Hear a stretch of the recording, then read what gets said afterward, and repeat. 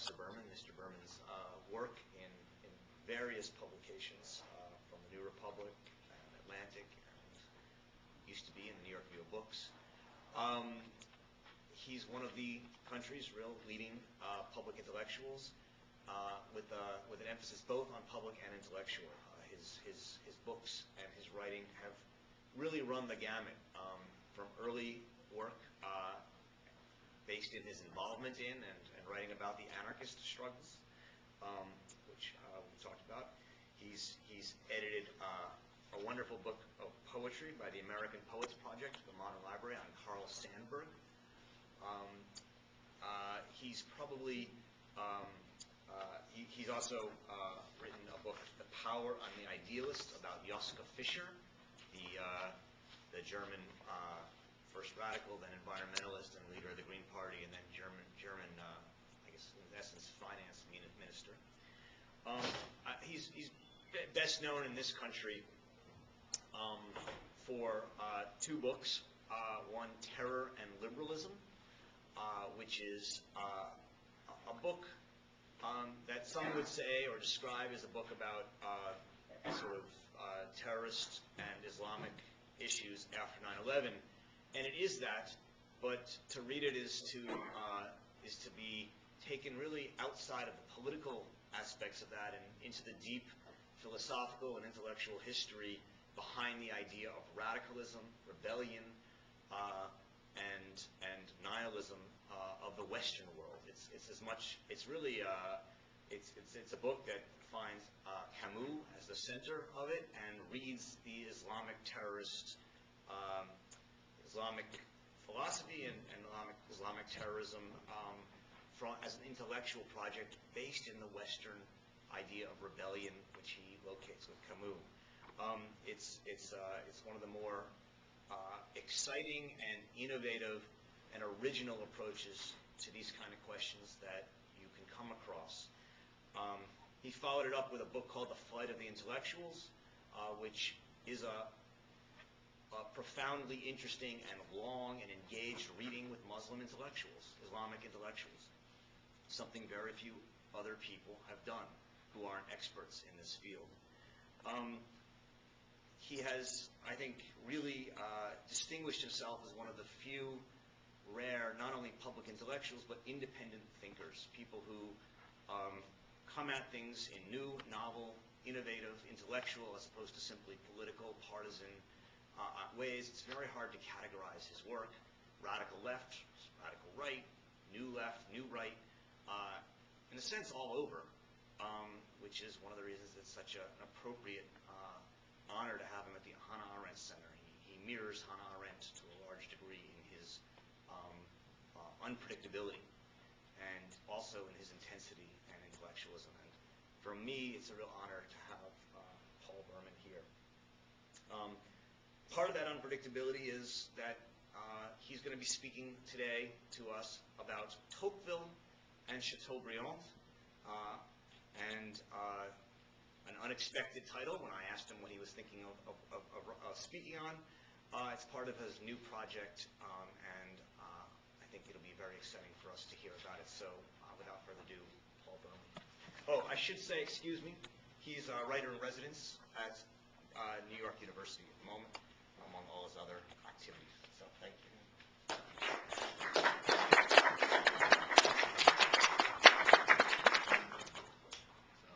Thank you for that very nice introduction.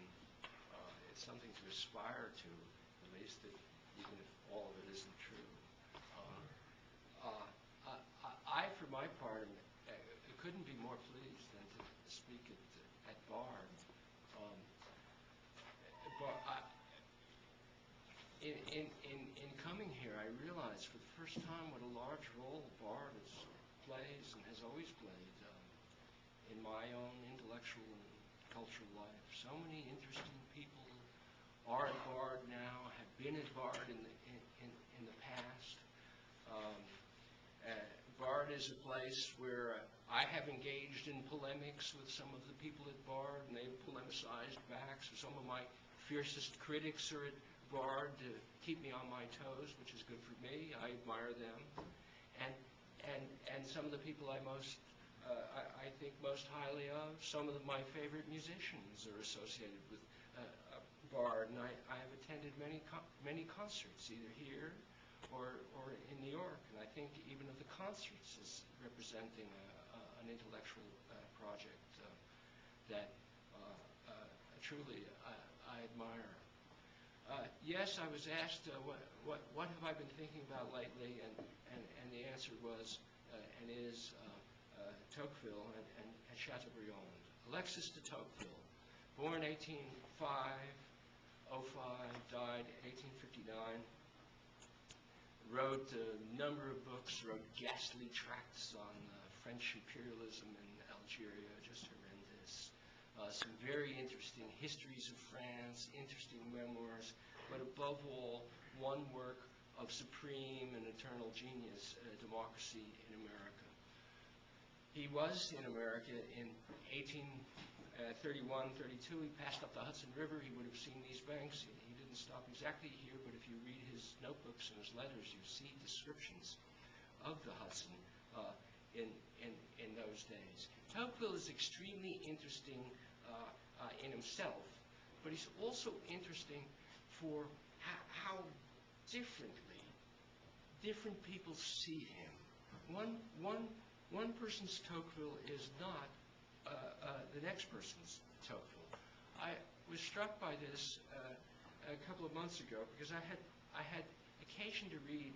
I was doing something about Latin American intellectual life, and I had occasion to read a writer who's not at all known in the United States, but is extremely well known in Latin America, named Jose Enrique Rodó, who wrote in the year 1900. He wrote a little book called Ariel, the title from Shakespeare, which is the founding document of Latin American anti-Americanism or anti-Yankeeism, and a work of extreme importance and a brilliant and interesting work, and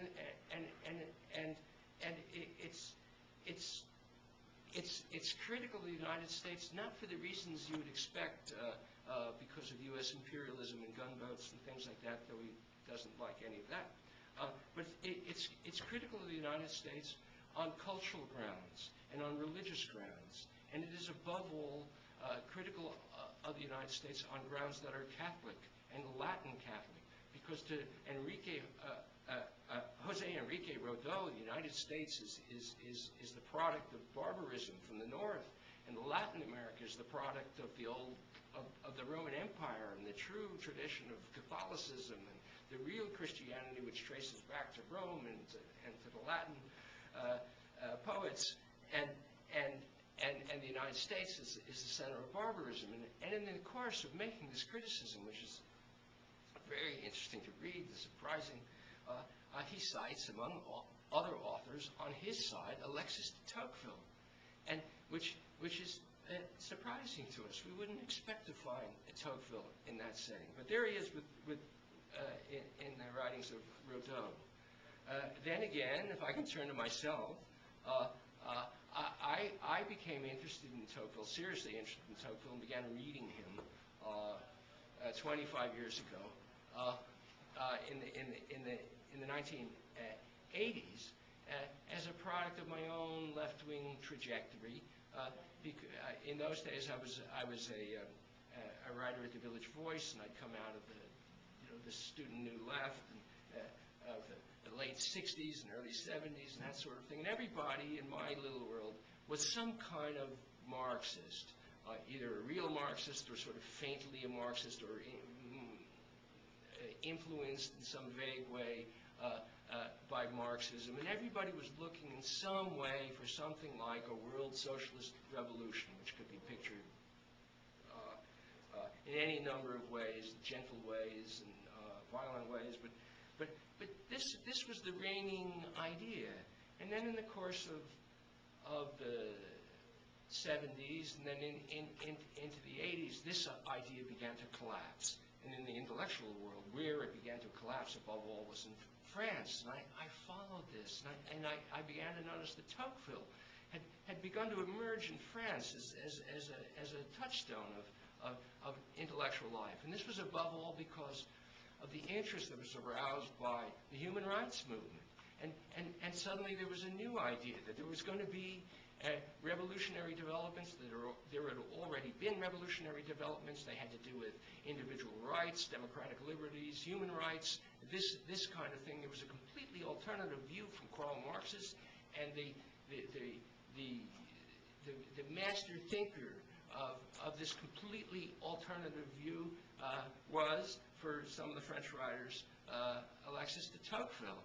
So, in this, because of this excitement, I went out and got an edition of Toqueville, and it was the edition prepared by the French historian, paperback edition prepared by the French historian François Furet, who himself had been through this trajectory. He'd been a communist and a non-communist Marxist, an anti-Soviet Marxist, and then he turned away from Marxism altogether, and he'd become very sympathetic to and extremely interested in Toqueville, and he prepared an edition of Toqueville, of Democracy in America, with a preface that you almost never see, which is a late preface that Toqueville wrote in 1848. So in Furet's edition, paperback edition of Toqueville begins with this 1848 revolution, talking about a world revolution. It might almost sound like Karl Marx, except that Tocqueville's world revolution is going to be a democratic revolution. It's going to a liberal democratic revolution, and is going to be in the spirit of what some people had begun to think of in the 1980s.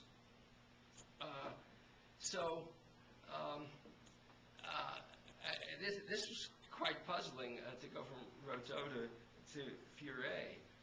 But I was with Furet, and then I read Toqueville and found myself interested in him for yet another reason, which was strictly American, which didn't greatly interest Furet in his writings on Toqueville, at least. And this was because in Toqueville wrote the book in the 1830s, and he toured the United States, as I say, 31, 32. He wrote the book in 2 volumes, 1835 and 1840. And one of the pleasures of reading it is that you get from it a sense of America at a moment when the American Revolution is not that long ago, and people still remember it, and there's still a spirit of the American Revolution. There's an amazing sense of dynamism in the America of that time, as described by Toqueville. And I think he's describing a real thing of that time, and it's very exciting. And you see it in any number of sections of the book. So I found myself drawn to Toqueville for this reason, too. And then I found myself drawn to him yet again for other reasons which I really could not identify. And something about the man himself, his personality, his soul, or something that seemed to me unidentifiably deep, that could stretch from Rousseau to Furet. And I saw that, I couldn't identify it. I read further. I mean, life is an adventure in reading. And I turned to this other writer, Chateaubriand, simply because people referred to him sometimes in connection to Toqueville. I knew nothing about Chateaubriand, and I picked up a little paperback of his in 2006, 5 years ago, and I've been reading him ever since. And by now I've read thousands and thousands of pages of Chateaubriand, and I've become a complete addict. And with him too, I found I have an odd personal connection. Now, his relation to Toqueville is a direct family one. Chateaubriand was 37 years older than Toqueville. Toqueville was born, as I say, in 1805. Chateaubriand in 1868. Chateaubriand was kind of a distant uncle. Chateaubriand's brother was married to the sister of the woman who married Toqueville's father. So you can follow that. That's the connection. It's the kind of family connection which, in most cases, means no connection at all, but in some cases can mean a very intimate connection. And in this case, did mean an intimate connection. And when you begin to read Chateaubriand, you notice right away that there's some obvious precedents that you can see if you want to play the game, which is always worth playing, of influences. Toqueville came to the United States as a young man in 1831. His distant uncle, Chateaubriand, came to the United States as a young man, very young man, in 1791, so exactly 40 years earlier.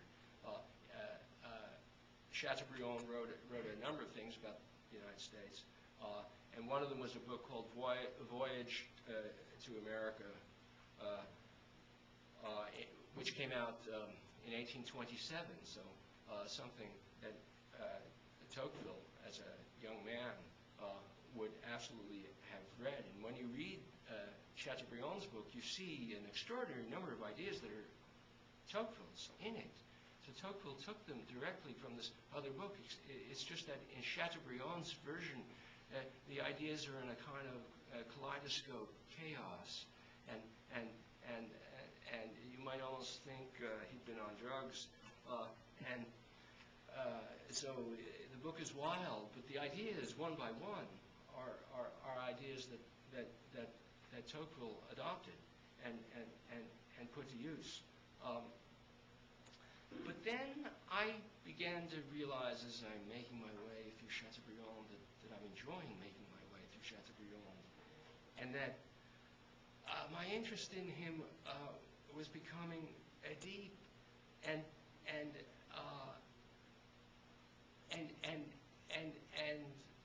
touching on deep things, which might have to do with Jose and Enrique Rodeau. And to describe this, I have to say a few words about Chateaubriand. Toqueville came from an aristocratic family, and so did, and the Chateaubriands were likewise old aristocrats, ancient Breton aristocrats. Chateaubriand's own views, so he was born in 1768, this means by 1789, when the French Revolution is beginning, he's entering adult life, and he's a great supporter, loyal supporter of Louis XVI, but one forgets that Louis XVI was a reformer, and Chateaubriand and his family had been supporters of the notion of a monarchist reform, and they wanted certain liberties introduced. They saw that the old system was in tremendous need of change and updating, and this was Chateaubriand's position. He himself was brought up a Catholic, but he drifted away from Catholicism. He was a great reader of Rousseau and the 18th century philosophers, and so he was this kind of liberal royalist, which is a hard phrase to get into mind. The revolution started to turn ugly from his point of view. He made his trip to the United States, 1791. When the revolution turned against the king, he felt obliged by personal loyalty and by his own oaths to return to France to fight in the counter-revolutionary army with the royalists. He was wounded badly. It was thought he would die. He was sent off by the royalists to die in England, where he lived now in exile, and he wrote a number of things. One of them, since this is the Arendt Center, I should mention, is the Essay on Revolution, which he wrote in 1796, which has a lot to do with Hannah Arendt's book on revolution. She doesn't cite it, I don't think, but there's it's an interesting thing, that book. But the crucial thing that happened to him is that after a few years in England, in 1798, he returned to Catholicism, and he really returned. He returned under dramatic circumstances. He was in England. He reads a newspaper, or he overhears someone reading a newspaper in a cafe, and he learns that his brother has been guillotined in France by the Reign of Terror, and with his brother has been guillotined his brother's in-laws, including the grandfather of his brother's wife, and his brother's wife is guillotined, and her parents and the grandfather. The brother's son, the brother has I forget, one child, two children. I'm forgetting. As the brother is being led away to the guillotine, he confides confides the responsibility for his offspring to his fellow prison mate, the father of Alexis De Tocqueville, who's waiting in prison to be guillotined too, along with Toqueville's mother. The Toquevilles get out because the Reign of Terror was overthrown, but all these other people were guillotined. Chateaubriand's mother was imprisoned, and his two sisters. They get out, but once they're out, one of the sisters writes to Chateaubriand to explain that their mother is dying, and her deathbed wish is that her son Chateaubriand return to the church. And then another letter comes saying that the sister has died. This is his account in his own memoirs. And then he writes in his most famous sentence, "I wept and I believed," meaning he returns to the church. Now, some people would say, wonder whether his Catholicism is the real thing. And the same question is asked about Toqueville. Was he really religious? And there are reasons why you could raise an eyebrow about Chateaubriand's Catholicism. When he writes about, he has no interest really in theological questions per se. When he writes about theological issues, he sounds odd. But I think he did return to the church really and truly, and he did it on three grounds. One, because he believed that Catholicism, that Christianity in general, and religions in general, Christianity especially and Catholicism above all, were a guarantee of social stability. So he did it for, as it were, political reasons. That's the least of it. The second is that he has a sense of the eternal, which is part of him, which he incorporates into his own self and into his writings, and makes him tremendously moving. There's a part of him in his thousands and thousands of pages that holds himself apart. And the part of him that holds himself apart is completely private, although he reveals it in his writings.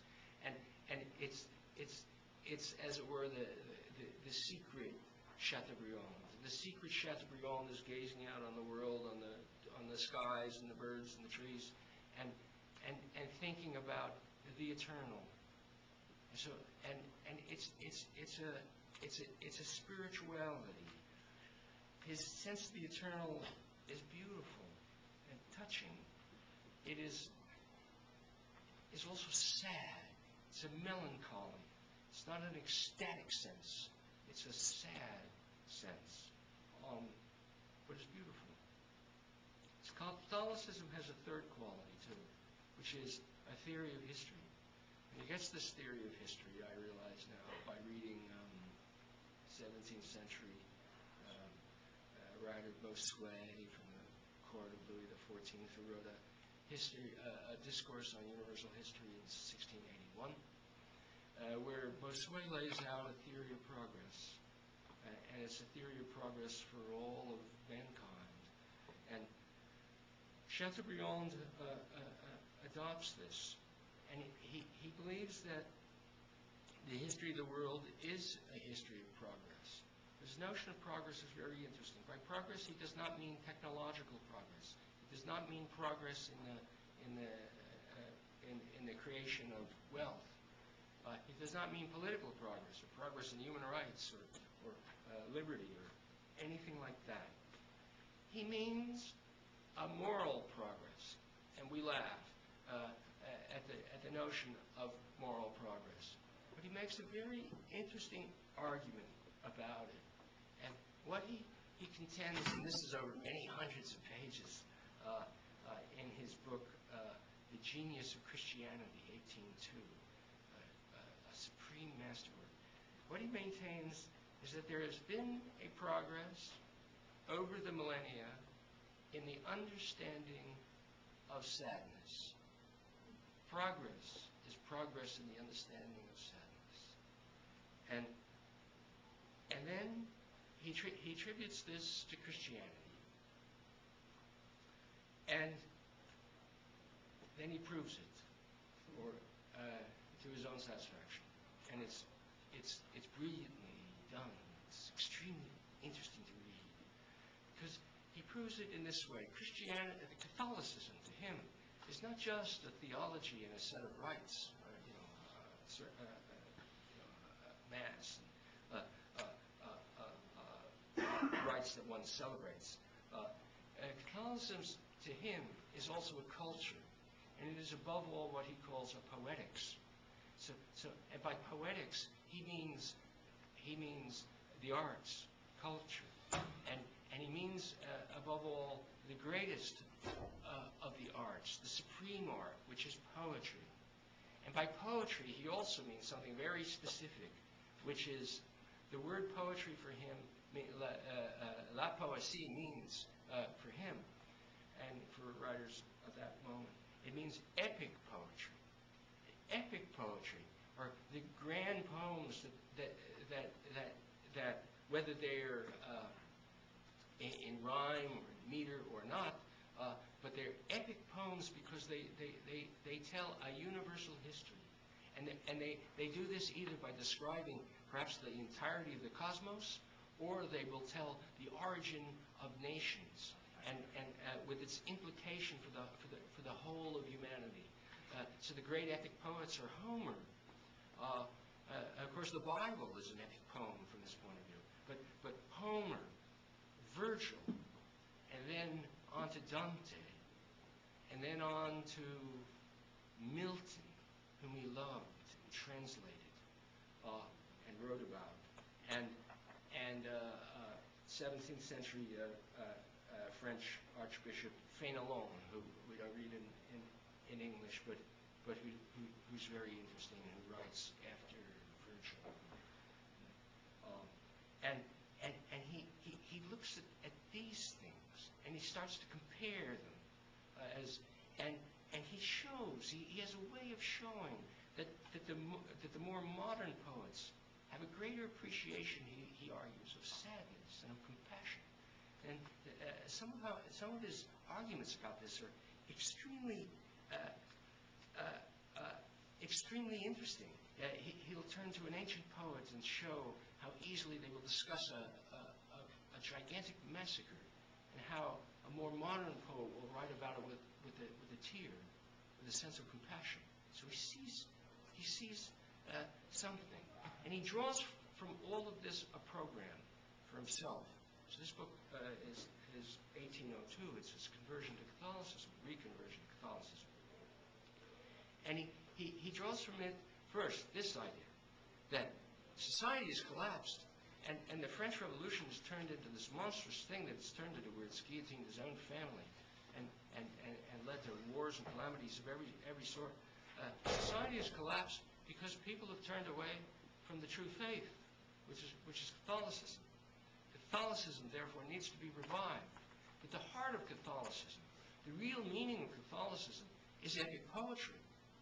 And it's poetry that needs to be revived. And then he looks at his history of progress of poetry, and he realizes, shockingly, that it comes to an end in the 17th century. When he looks back over the 18th century, it's very disappointing. And then he looks at the writers of his own time, and he sees nothing. And he realizes, of course, there's been a social collapse. No one can produce epic poetry anymore. This kind of imagination has been lost. In the sense that the spiritual has been lost with it. In the sense that social responsibility has been lost. So he sets out to write epic poems. And he writes two of them. The first of them, 1798-99, is called Les Natchez, the Natchez. The story is this. It's set in the 1720s with a flashback. A young Frenchman named René is in France is very unhappy. He's unhappy for indefinable ways. He's distraught, really. He hasn't a place in society. He's drawn to solitude. He's drawn to suicide, really. A terrible thing happens to him. His sister is collapsing too. She joins a convent, and he attends the ceremony. And as he attends the ceremony, he hears her whisper to him alone that she's done this because of her incestuous feelings about him. And he's shocked, of course, and horrified, and he wants to leave the world as it is and depart for another universe. So he does. He departs for another universe. He goes to the Western Hemisphere, and he becomes an Indian warrior. And he joins the Natchez tribe. The novel is 600 pages, and parts of it are absolutely brilliant. The parts that are excerpted under the names of Attila and Renee, and are written as if in a continual sob. The novel as a whole is just unreadable. It's laughable. It's preposterous. It's a failure. But interesting. He writes a second one in 1809 called The Martyrs. It's the same hero, in effect, except this time the hero is called Eudor, and it's in the Roman Empire, the Emperor Diocletian. And Eudor is distraught, doesn't understand his place in the world, thinks of dying, is suffering a kind of loneliness, just like Renee.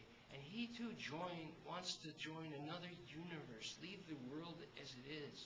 And he too joins another universe, except in his case, instead of joining an Indian tribe and getting massacred, as Renee does, he joins the Catholic Church under the Roman Empire. And he is brought to the lions and is killed by the lions at the end of the novel. Now, this novel is kind of great. I mean, I acknowledge that I love the novel. It's a laughable novel, though, too. And I mean, it's ridiculous. And it was laughed off at the time. And he brought out a later edition of it, complaining about his critics. And I sympathize with anybody who's been criticized. I sympathize with the people I have criticized. Anybody who's written a book that's been criticized, it's a terrible thing. And Chateaubriand explains it in the preface to this book, where in this preface he says, "I will never write another such book, because I turn against the world because they don't appreciate me." And so his efforts to save society by writing epic poems are failures. At the same time, he tries to save society politically. The kings are returned to France. You'll remember your French history. The French Revolution executes Louis XVI. Napoleon becomes dictator and emperor. Then Napoleon is defeated, and the Bourbon family comes back. Louis XVI's younger brother becomes the new king, Louis XVIII.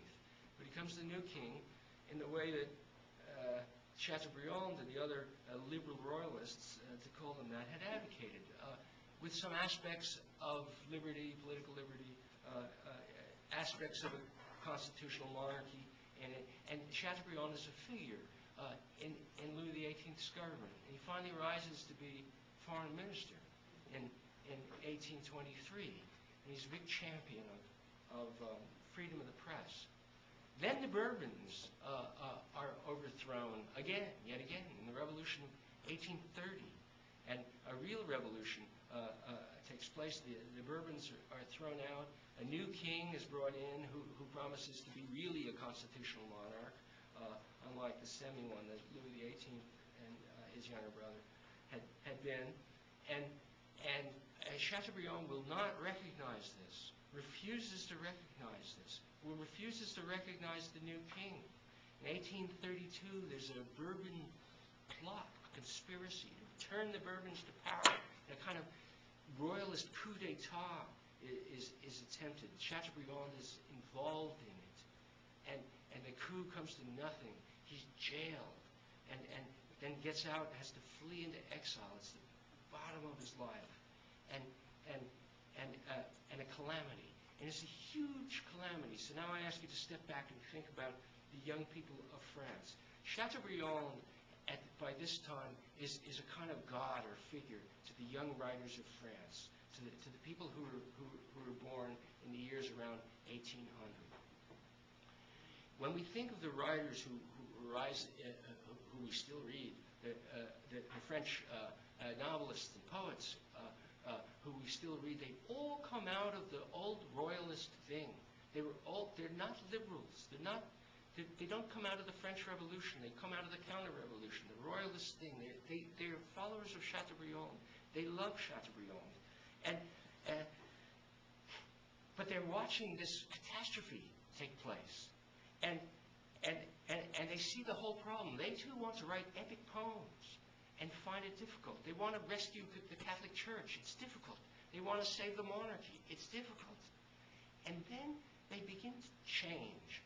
And it's possible to identify exactly when these changes occur, which is 1823. The great historian Paul Benichou has written about this.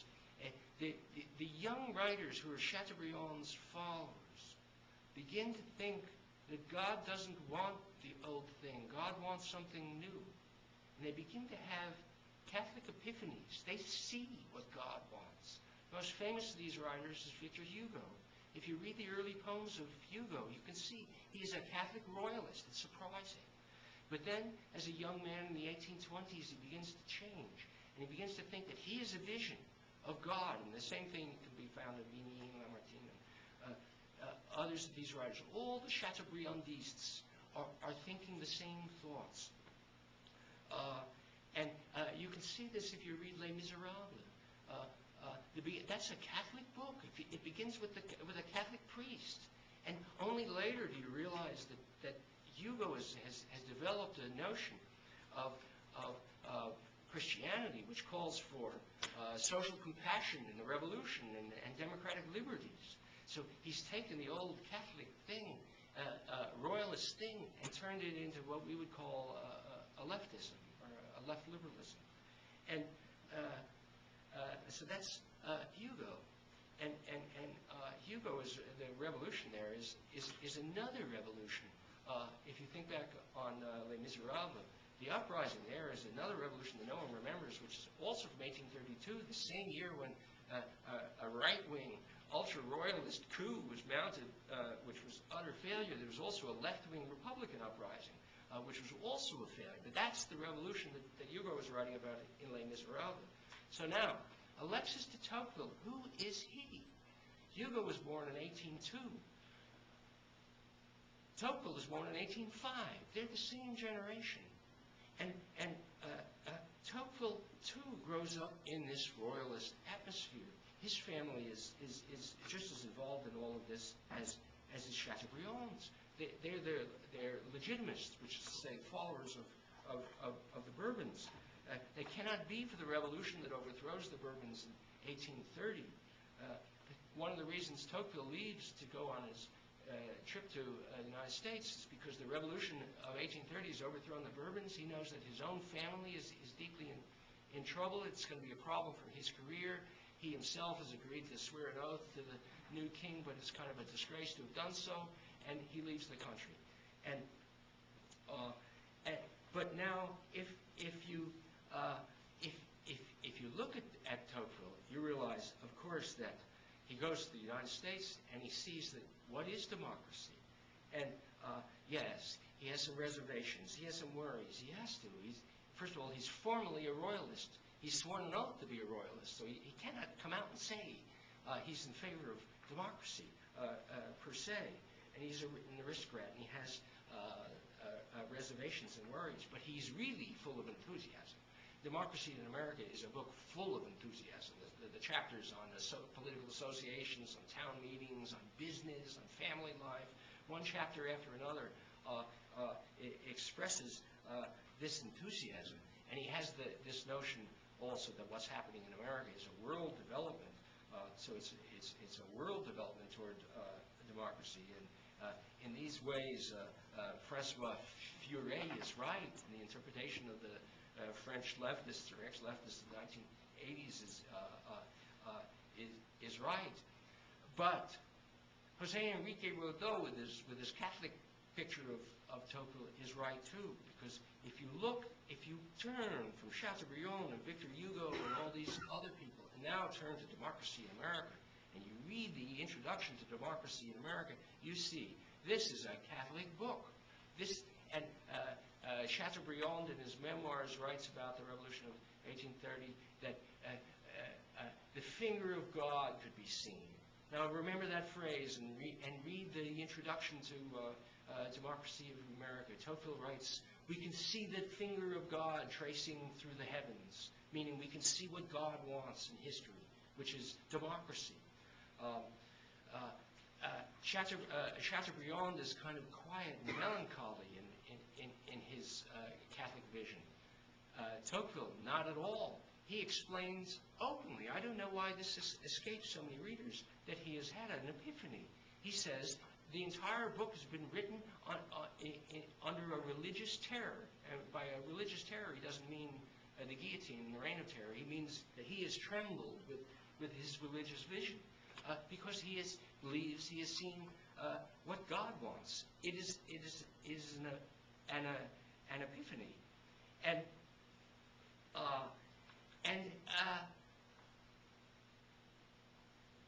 he believes that the revolution, and this is along with Chateaubriand, he believes that this democratic development is not just what God wants, but it's an improvement in Christianity. That the revolution leads to a superior appreciation of God. It leads to a superior appreciation of God because it leads to a superior democratic developments in general lead to a superior appreciation of man.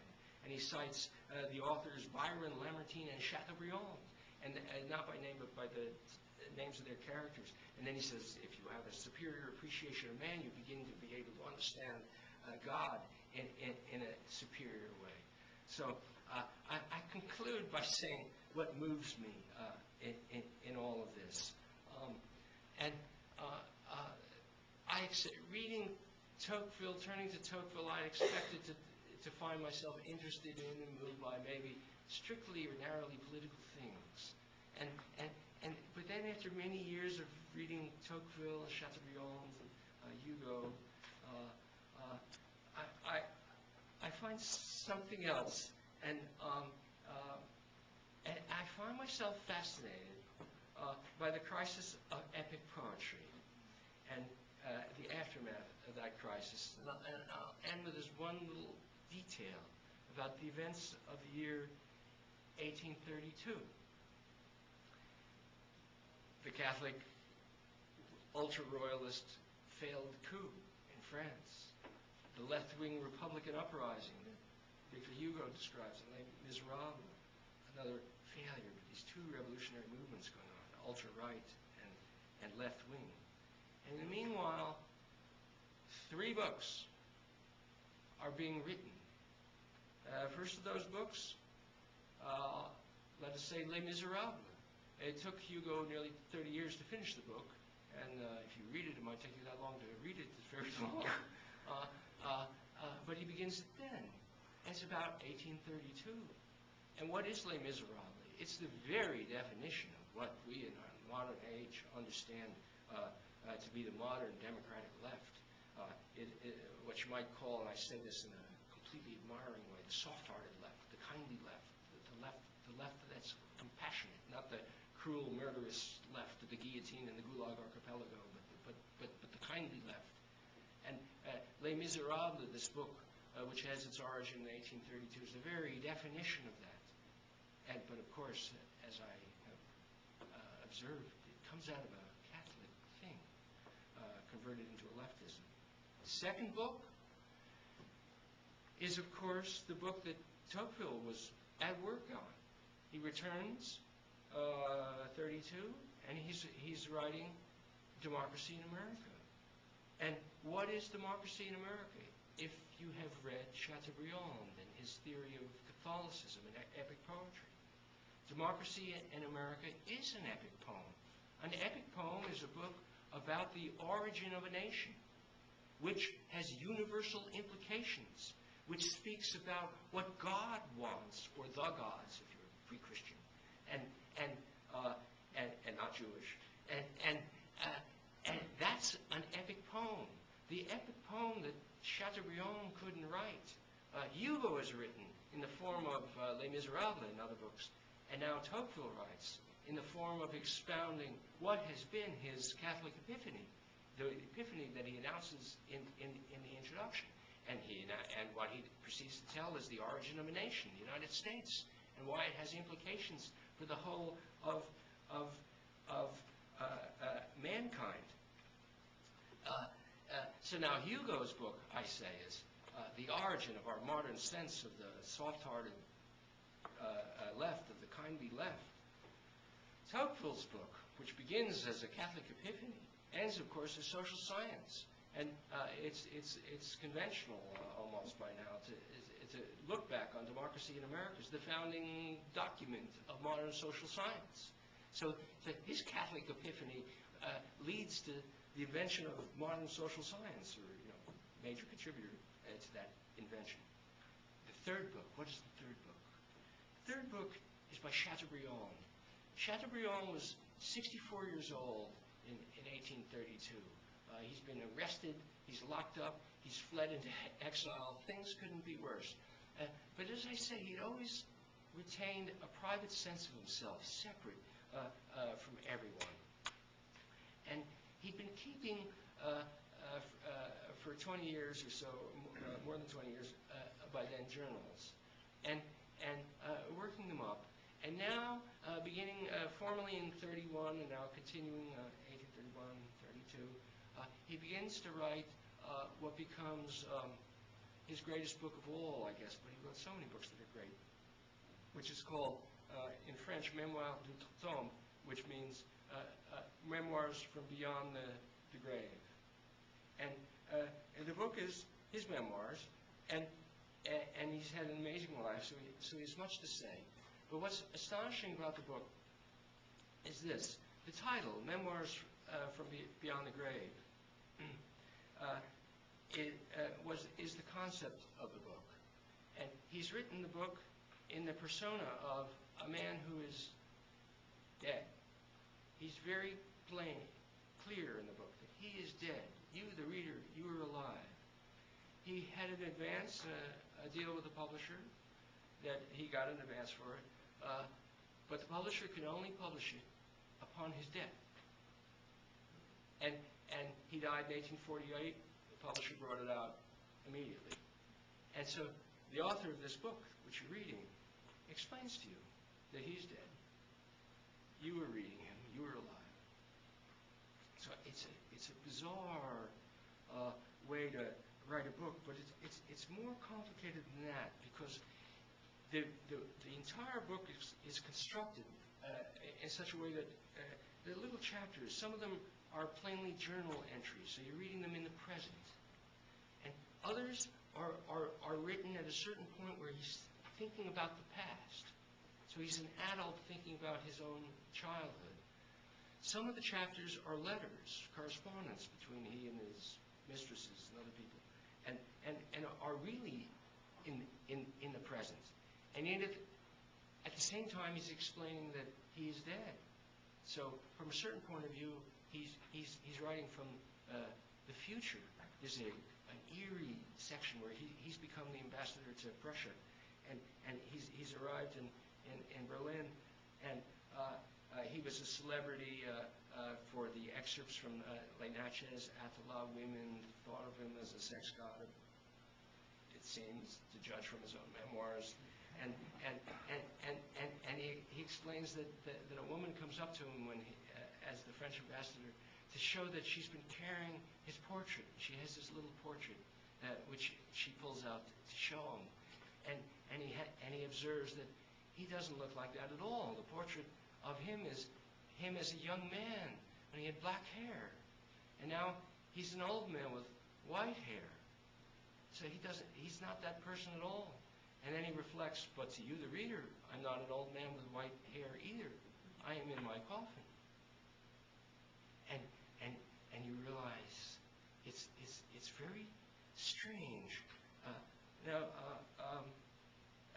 Marc Fumaroli is a professor, a French writer, a kind of a genius, who's a professor at the University of Chicago, and I don't know where else, has written a book about Chateaubriand. He comments on this especially, and I learned a lot from reading Fumaroli.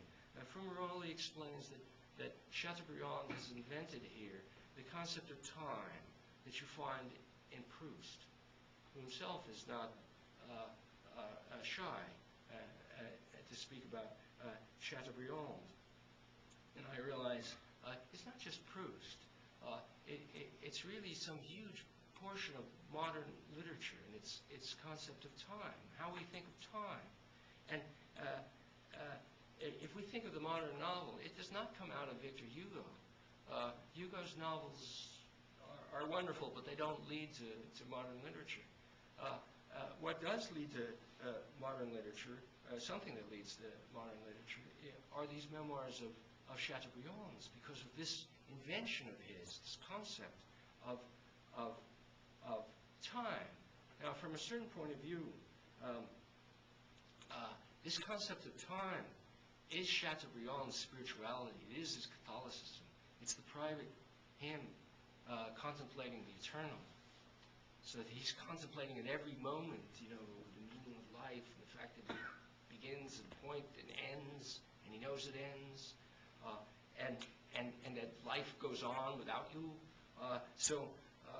It is a spiritual concept. His notion of the eternal, but we in our modern time don't call it the spiritual. We call it the novel. So what is it that comes out of all of this? Democratic left, social science, and the novel. So thank you for listening to me.